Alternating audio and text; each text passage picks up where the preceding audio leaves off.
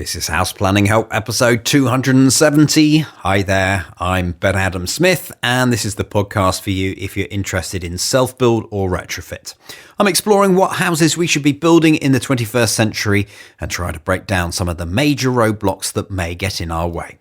Coming up in this session, my guest is Olga Turner Baker, Managing Director of Ekkist, which is a design consultancy on health and well-being, and our focus is the Well Building Standard. You may have heard of it.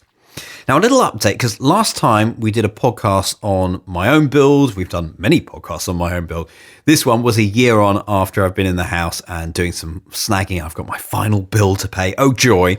But one of the things that came up was we had a sound connection in our MVHR between the bathroom and the kitchen. And we weren't really going to know why that was happening until we investigated the situation. It actually turned out it was something quite simple. It was just a missing silencer. So that could be rectified. And that's what this whole process, the rectification process, was about. But just amazing that all these little defects, it doesn't actually take long to sort them out. You just need to investigate them, get your list together.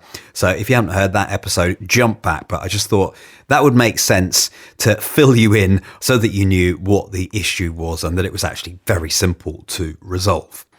So let's get to our featured interview with Olga Turner Baker from Ekkist.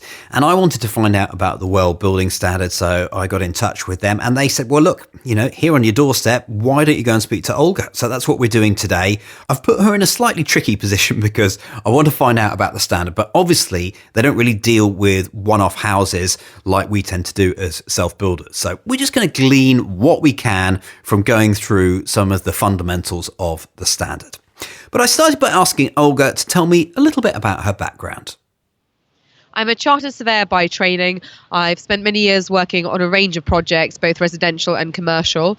And I set up Ekkist around 3 years ago, focusing specifically on health and well-being in buildings. I also sit on the RACS Eastern Region Board and on the CLC Council, looking at innovation in buildings. We're going to be talking about the Well Standard today. So I guess I'd like to know a little bit about your journey first. When did you first hear about this? I first heard about it in around 2016, 2017, and the real focus was coming from the US. The US was doing a great deal more on the health and well-being in buildings, and that's originally where the Well Building Standard was launched. I started going to conferences about this, and my real thoughts were, why is this not happening in the UK? Why is the UK lagging behind US, China, and other countries adopting this? And I became very interested in the subject, very passionate about it. And as a result, I set up a company here in the UK, applying all those principles that were starting to be applied around the world over here in the UK. So what are the origins then of this standard? So the Well Building Standard was launched in the US in 2014, and really the origins of it were all around medical research and science. So the standard itself was formed from 7 years of medical research. So essentially they took every single study in the world that had been done to do with health and well-being in buildings, whether it was from British Lung Association, Harvard Medical School, all the major research bodies around the world that had done any research about how buildings impact our health. They pulled that together over a 7-year period and turned it into a building code. Now, when you've said it like that, it sounds very simple, but there's a little bit more to it. You've got to work backwards from that. So how does that turn into a building code? It's essentially a review of best practice and best guidance of all the different components of building design. So ranging from the best guidance on air quality and how to create the best buildings for that, all the way through to water filtration, the safe use of different building materials and how they impact our health, but also through to management of buildings and all about how you operate them. So really touching on things like mental health and sense of community. So it's research, but it's also how it's transpired in practice. And what that has resulted in is very specific guidelines across 10 core areas of buildings. So really ranging from that physical infrastructure all the way through to the softer side of a building, all about how you run it in its operations. So essentially it forms a set of guidelines, a rule book essentially of how you design. Now, how do you make sure then that you comply with this, or is it just guidance? No, it's a very robust process, really. There are preconditions in the standard, so essentially things you must do to meet the criteria to get your well building certification, but also something called optimizations, which are points you earn which help you get the minimum level of certification all the way through up to silver, gold, platinum level certification. So it is a very technical and robust standard in the sense of there is a rule book, you follow it, you submit documentation on it, and you're tested for it in practice through something called performance verification testing. So it is a very robust procedure that you do follow, which includes how the building is in use as well as in design. Let's go through some of those fundamentals. So you've already mentioned them, but any comments that you want to throw in, we'll try and condense this down. So air, first of all. Yeah, so air is a very important part of the well building standard. You're really here looking at air filtration, so making sure that you're keeping the worst kind of chemicals and particulate matter and dust out of the buildings, particular houses or offices. I know we're focusing more on housing today, making sure that's at a safe level. So really we're looking at things like PM 2.5 and PM 10 and making sure that the presence of those is low enough, as supported by medical research, to make sure that all our systems function the way they should, that we're not exacerbating things like asthma and allergens. So that's a really core part. But also ventilation and filtration form a big part of that. So you may install carbon filters, for example, in your MVHR system to take out some of those organic and inorganic gases that you may typically find in the home. They can be produced from anything like creating a lot of dust, hoovering kicks up a lot of that type of dust, to cooking or using even deodorants or any kind of cleaning products in the home. So what you're really ensuring in the air part of the standard is that you're maintaining really good, robust indoor air quality levels. Water next. Sure. So water filtration, very similar way to air. You're keeping out anything that may be harmful. So anything from coliforms to public water additives and byproducts of disinfectants, and also any kind of agricultural contaminants. So people often think of water quality as either a rural or an urban issue, but in reality, in either environment, it can become contaminated. Anything from old pipes to poor cleaning procedures of the taps themselves. There are many points at which water can become contaminated. So really, you're ensuring that the water has been filtered to a high enough quality when it's actually delivered as drinking water or even water in your shower or bath. And again, that's a simple carbon filtration system, or you can look at something like reverse osmosis. Nourishment? Yeah, so the kind of food you're providing in a building is really important. And this is probably more relevant to buildings that are managed. So residential buildings that might be what you call build to rent or PRS, where an operator might be providing food on site. And what we're really looking at here is whether you're providing healthy portion sizes, labeling for allergens and the kind of ingredients that people are typically allergic to, making them aware of what they're eating, all the way through to added sugars, refined sugars, and any kind of additives. So making sure you're reducing those in any food provided on site. And finally, around healthy food messaging. So you're not advertising on healthy food products, and you're really promoting ethical sourcing and fruit and veg as much as possible. So encouraging, almost like a nudging of healthy options through how you operate the building.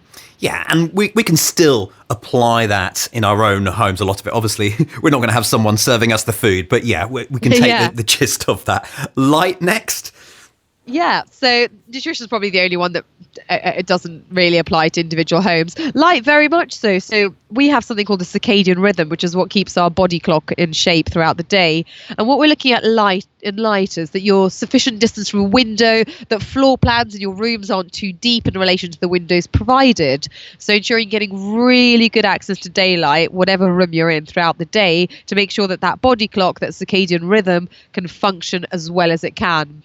Equally, when you're using electric lighting, when you don't have daylight during the daytime, so as you move into the evening, make sure you're using the right color quality and the right specification of fixtures. So not having too much blue light at night, which we know can make us sleep worse and disrupt our actual biorhythms and sleep patterns. So making sure that the color quality of that light is dimmed the right way. And if you do want to go a little bit higher spec, you can buy something called a circadian lighting system. But in the absence of that, you can just make sure you've got a good color quality CRI index of those lights. So make sure it's blue in the morning, which signals for the body to wake up, and reds and warm tones at night, and that you're really toning down any bright light to make sure you can sleep properly. We're about halfway through the list, and I know we're very much skimming it, but movement? Sure. Movement's all around how a building can help you get active. And again, in your own homes, it's more around encouraging physical activity, encouraging stair use. So that happens naturally when you're designing your own home. But you might think about how well your building's connected with the outdoors, how easy it is for your kids to play outside and integrate the indoor and outdoor space. But in commercial and larger residential operated buildings, you're just looking at how well you encourage movement through any kind of activities you're providing, but also the design and layout of the building and the attractiveness of that staircase. Lots of research shows that the more attractive the staircase is, the more people are likely to use that rather than a lift. Obviously, in our own homes, we don't have lifts most of the time. So movement's probably more one for commercial developments, but we can still think about how we can encourage activity in our house and move away from sedentary lifestyles. Yeah, get some children. That's definitely one way that you'll find yourself moving all over the house. Lots of outdoor space that's usable throughout the seasons. I think this is actually a good point to make in homes outside of the well standard. It's more of a general sort of idea. If you can have covered outdoor spaces, if you can encourage that outdoor space to be usable for longer periods of the year, you're naturally going to encourage more outdoor activity and more movement around outside. So is one of the ways they're doing that with some sort of shelter? Yeah, definitely. Or covered pergola, veranda, anything that encourages your kids to play, any kind of play areas outside that you can use in all weather, spaces that you can make very multifunctional, throw open throughout the year. Thermal comfort next. So a lot of people listening to this might have issues with overheating in their homes or cold, drafty homes, and will probably identify with this part of the standard the most. It's really important to keep buildings in that safe parameter of, the low 20s degrees Celsius to make sure we're all comfortable, but also that our skin, eyes, all our organs are functioning the right way. We don't want hot, stuffy buildings. We don't want dry buildings. We don't want buildings with too much humidity. All of this affects conditions like eczema, like asthma, and also affects stress. Heat stress is a real thing, especially in new builds that can overheat. So we're making sure that buildings function with comfortable thermal parameters where possible, and that you're able to cool them naturally, whether that's with shading on south-facing windows or anywhere where you might have excess light. You're putting in shutters and making sure you can keep out the heat. Whether it might be natural ventilation and having a good flow strategy through the home with natural ventilation, or whether you might upgrade that and actually look at mechanical ventilation or mechanical cooling and conditioning systems, but always making sure that they create the right comfortable thermal parameters. Sound next. Yeah, acoustics. How often have we been woken up by a neighbour or somebody in our own home? So well far exceeds UK building regs in the requirements there for the sound section. It is an optimisation. It's not a mandatory part of the regulations around the decibels between rooms, etc. But there's lots of simple things you can do. Things like cork insulation offers a fantastic acoustic property. Even things like clay plaster can improve acoustics. We're talking about acoustics as in transference of noise between rooms, but also transference in the room. So whether a room sounds echoey or whether it can absorb sound. So you're looking at really tactile materials, and there's lots of products on the market that can actually help absorb echoing and booming around a room, as much as looking at the decibels and noise transference between each room. So between your noisy family spaces to your quiet family spaces. So again, not in the well standard, but the kind of materials I like to work with are cork and clay plaster. They're really good at absorbing noise. And while we're on that theme, materials. Materials are hugely important, probably my favourite part of the consultancy work that we do. And also, you're really looking at, first of all, the toxicity. So we're eliminating the obvious stuff we know that's toxic. We're avoiding things like asbestos, mercury, lead, PCBs. That's all a given. But then in the optimizations and the really more detailed part of the standard, we're looking at something called VOCs, so volatile organic compounds. They can occur from any kind of furniture you've got, any kind of varnishes and glues. So when you're designing a home, you should be really looking at getting as low a VOC or zero VOC if possible products. So looking at natural products, natural sealants, trying to get away from these very heavy materials that off-gas and release a lot of these chemicals into the air. So natural sheep's wool is a brilliant furnishing fabric rather than some of the fire-coated, more toxic options. Natural oils and varnishes as opposed to oil-based paints or laminates. And how are you identifying these? Is it purely from the specification on the back of these products and so forth and on websites? Yeah, you can look at the specification, but also you can look for external validation, so other accreditation systems that the product complies with.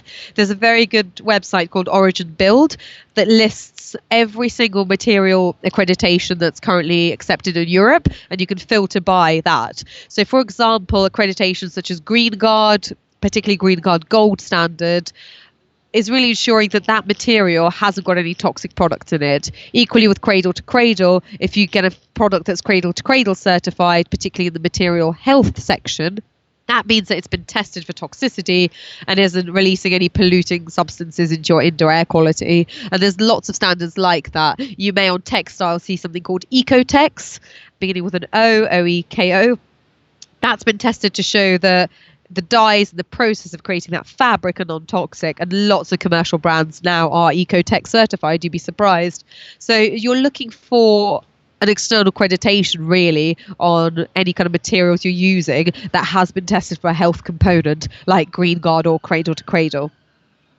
We've got 3 more points on the overview of the standards, and the next one is mind.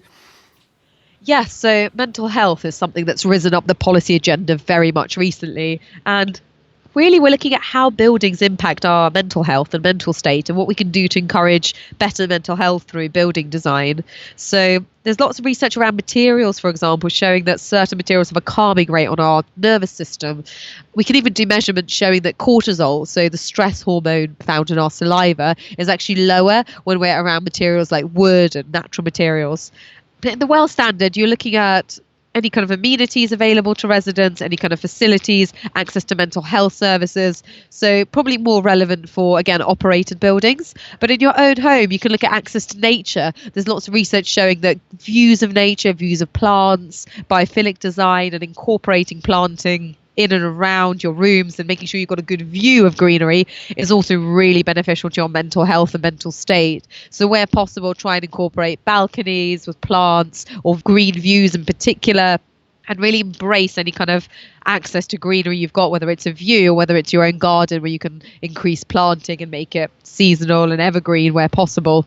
There's so much research to show our mental health is better when we're surrounded by nature, not least a recent study that came out showing people who spend 2 to 3 hours a week in nature are significantly less likely to suffer from anxiety and depression. So again, the more you can do about your home environment, your garden, to encourage you to spend as many hours a week out there, the better really for your overall mental health. Yeah, it's one of those things that I often feel that in some ways people are going backwards with paving over everything and doing all of that. So it's good to hear that that's a key point. Community, definitely one I love. Community. So sense of community, again, there's so much research to show that when we're doing community activities, our mental health is much better. So in the WELL standard, in the community section, you're looking at things like access to community services, community programs, how you're bringing community into the building, what services you're offering, and how you're incorporating the wider community as part of your building and initiative.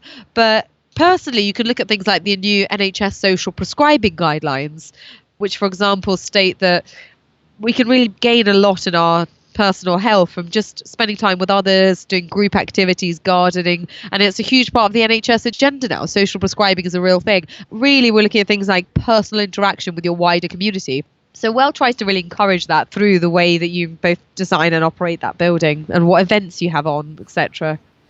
And finally, innovations.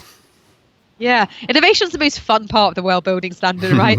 It's where you are awarded points for coming up with novel ideas that are outside of the existing standard that help increase health and well-being in buildings. So really it's up to you in this part of the standard as a consultant or as an advisor or as a client to come up with ideas. As long as they're backed by medical research, then they're already in the standard and they're new or novel in some way. You can propose that as an innovation about your building. So anything at all. Like at the moment, we've got projects looking at using innovation points for things like the way that they light the building, but not in the existing code, having pets on site and things like that. So really fun, novel ideas. I can't give too many away because they're client IP, but really fun ideas. It's essentially as long as you can back it up by medical research, the innovation credit is there for those novel ideas, really.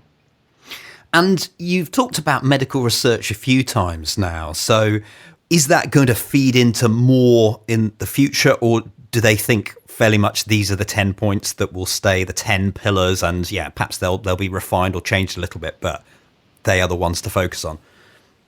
I think Well's growing all the time. Like the difference between version 1 and 2, it's grown from 7 points in version 1 to 10 points in version 2. So we've really seen additional detail to some of those aspects. So acoustics in particular has been split out with a bit more detail in. Thermal comfort wasn't there before in its own right, so that's its own condition now than just comfort in general.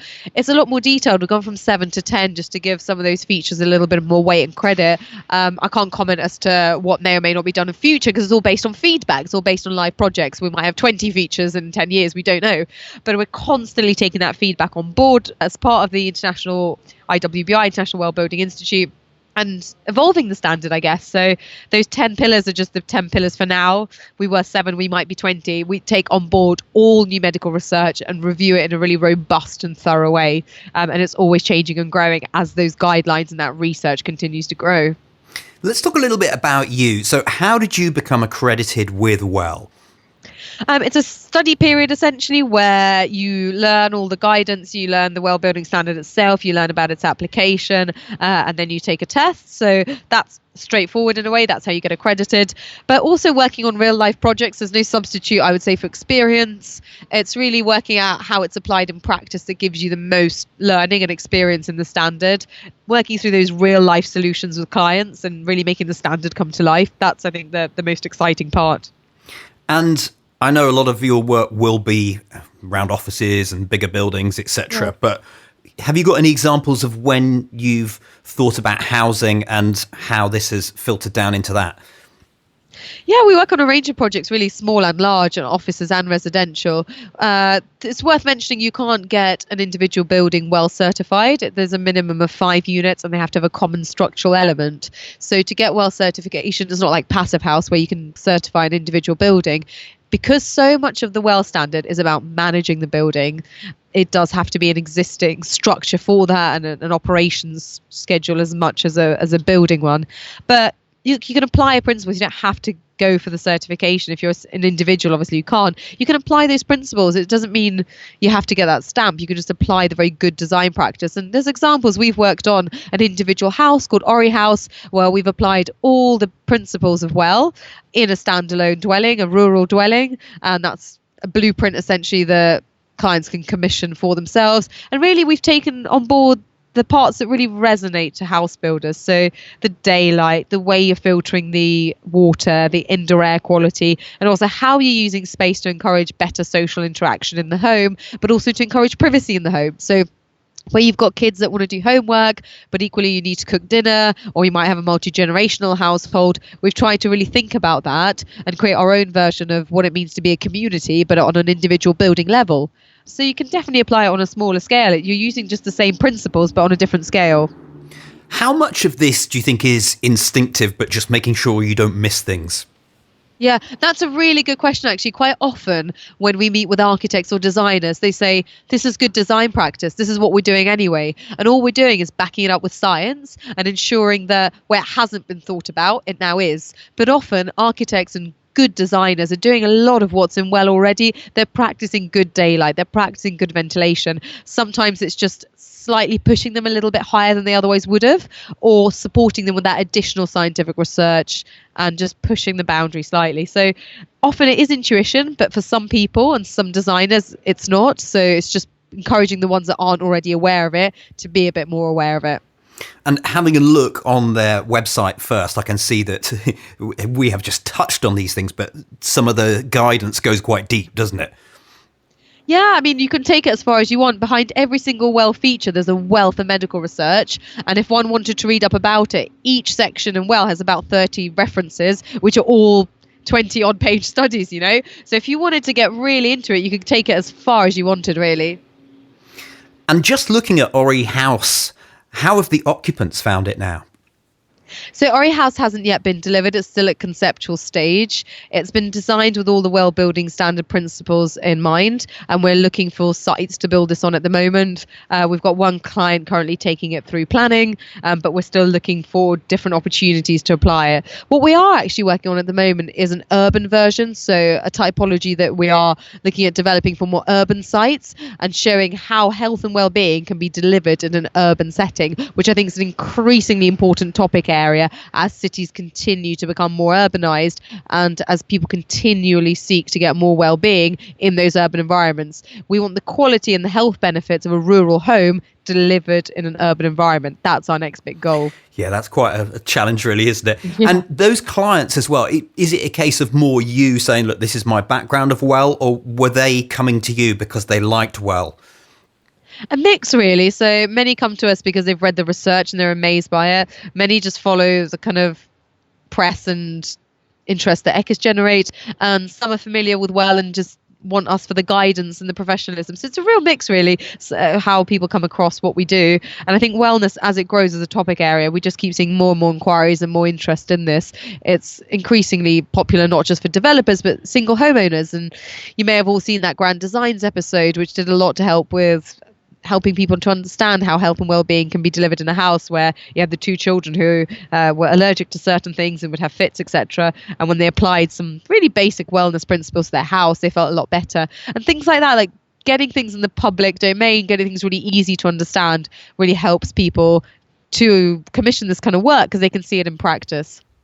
Is there anything else we should know coming from a homeowner point of view? Anything else about the standard that might be interesting? I think just to read some of the references around it and take what's relevant. Obviously, a lot of it is more relevant for larger buildings, but so much of it can be applied at a smaller scale. And I think also read around some of the materials and some of the really innovative products out there. I mean, I'm not going to do any naming of products. I don't think that would be right. But the use of natural materials, wood. We all know that this has a really positive effect on our mental health and physiology in a building of how we actually feel. But also there's paints out there that can reduce pollution and actually neutralize it. There's amazing water filtration systems. There's amazing carbon filters you can get for your MVHR, and there's lots of products. So if you just do a bit of research around taking those key principles of the well building standard and looking at what you can get on a domestic level, there's so much you can do just by keeping down VOCs, improving indoor air quality through good ventilation, filtering out what you can in terms of both air and water, but also looking at really good design and massing and getting daylight into the building. They're all things everybody can do. They don't have to use the standard. They don't have to have a huge site. You can do this in your own home. You can look at the guidance in well about windows and daylight quality and just ask your architect to be more mindful of them. Well, Olga, it's been fascinating to have a chat. Thank you for filling in a spot that I didn't know too much about. So much appreciated. You're very welcome. Very welcome. Head online to take a look at the show notes that accompany this session, houseplanninghelp.com/270. You can review the key points once again. We always give you a summary. You can check out visualizations of Ori House that we were talking about. Also, we were talking about Grand Designs. Olga mentioned that episode with Eleanor Elisa, and we've got our own interview in the archive, so we'll link you across to that. If you've got a comment or you'd like to ask a question, you can scroll down to the bottom of the show notes. There's a place to do all that there. Links to Ekkist, of course, and to the International Well Building Institute, houseplanninghelp.com/270. Let's squeeze in a couple of iTunes reviews. This one comes from NASmart, and the title is Excellent. So glad I found this podcast. Very well produced and incredibly useful for self-builder and passive house enthusiasts. Excellent. And also from Club... Sometimes on iTunes, some of the IDs don't necessarily make sense. So if that's you, hopefully you identify yourself with the way that I've just read that out. Very inspirational. The best place to get information about energy efficiency, materials, methods and techniques for self-building. Recommended for anyone who'd like to create an amazing building or improve an existing one. Well done. Thank you for those, short and sweet. And we really appreciate your iTunes reviews because they help others understand what this podcast is all about and bring newcomers this way. Thank you. Finally, a quick hub update. What have we added in there this month? A video. This is on my own in-depth video case study. Obviously, I run a video production company, and so that's one of the things that I'm very keen to put as much video into the hub as we can. So this particular video, we're up to the point where we're installing the MVHR system. So we're looking at duct runs in this, the location of the MVHR, and also on the upstairs level, because there are no posi joists to run the ducts through, we're actually looking at a full ceiling that goes down the corridor. So you can see how all of that works. The other aspect of this video, it looks at the windows going in, and there was a slight delay to that happening because we had to make some bespoke fittings. Find out why all of that happens in the video if you're one of our hub members. And also this month, very exciting, Old Holloway is a project that I think is absolutely fantastic. It's won quite a few awards. George from Archetype, he's one of their architects. He's going to be joining us for a live training session this month. So if you're one of our hub members, definitely make sure you're on the call for that one, or it will go into the archive. And if you're not a member, find out what being a member is all about at houseplanninghelp.com/join. That's your lot for today. Thank you so much for sticking with me. The House Planning Help podcast is produced by Regen Media, content that matters.